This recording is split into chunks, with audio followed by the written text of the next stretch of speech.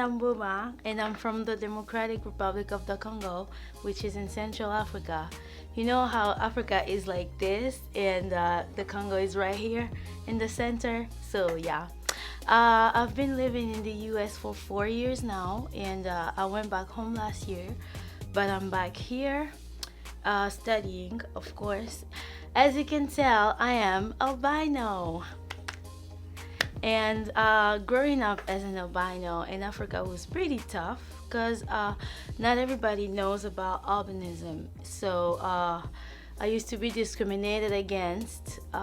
People think albinos are witches or they have magic powers. So in some African countries, like Tanzania, they cut their members' arms and everything because they think it's gonna bring, I mean, if they have that, they're gonna be powerful and everything. So in the Congo, I mean, a lot of people used to make fun of me just because I was different. But albinos are really not that different. We just, we have the same red blood. We're all the same. It's just that I like melanin, and it was pretty tough, but my family and my friends were there for me, so I received a lot of love from them. So yeah, which is good. But compared to the United States, though, here people, I mean, most of people, they think I'm white, but I'm really not. I mean, you can tell I have a lot of hair and stuff, and I used to be I used to be natural, but I can't keep up with it because it's just too much. But yeah, I have these African texture of hair and stuff, and I'm just really not white. And yeah, I mean, it's much better here because nobody asked me really like, do you have a, or no, I'm not being discriminated against here. So I like that. I like that really. But I still miss my country. But yeah, that's pretty much it, I guess.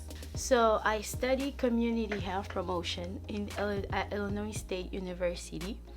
And what I want to do with it is I would love to have my non-profit for albinos back in the Congo. I just want to help them.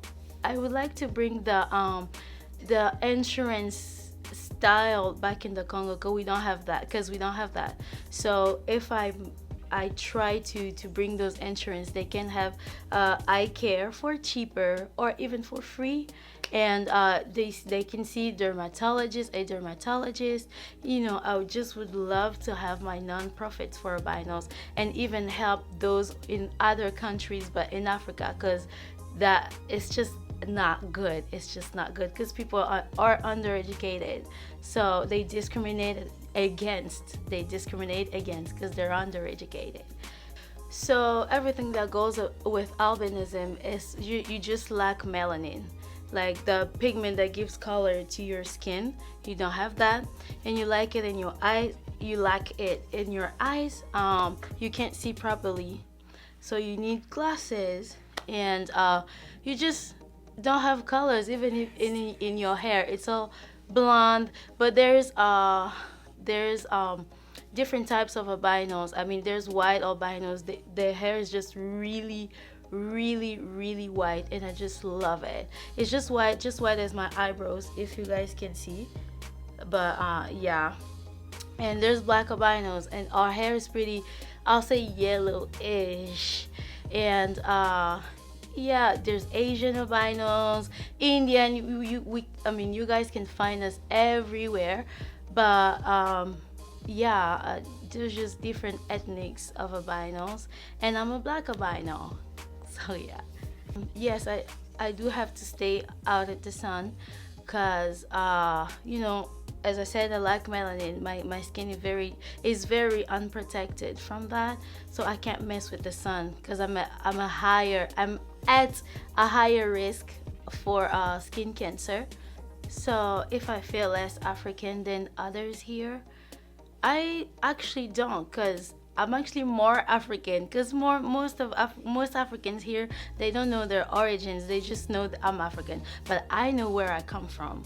I know everything, like my grandparents, great great great parents. I know all that, all those lines, but most of Africans here, they don't know that.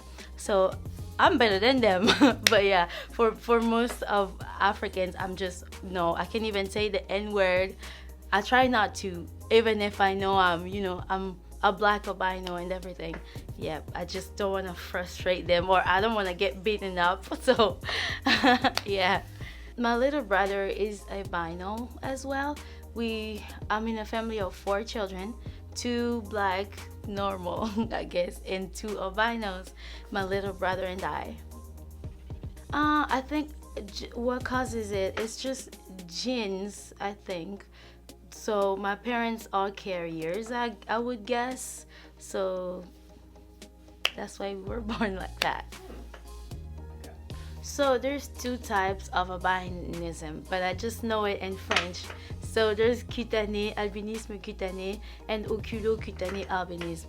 And the second one, oculocutané, is the most common form. It's the people like me, lacking pigmentation in the skin, eyes, and hair.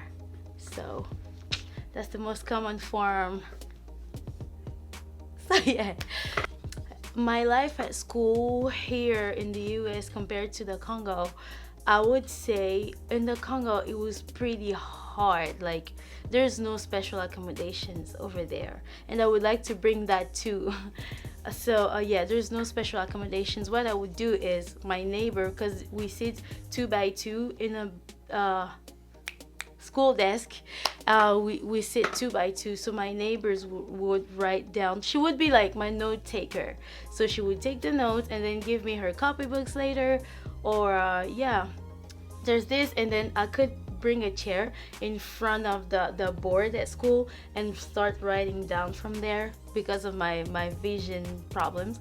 But here though, I used to go to a college here, I'm not gonna say the name, but I went to the special accommodation counselor, and that person told me I cannot do anything about it. I can't help you, just do like the other students do.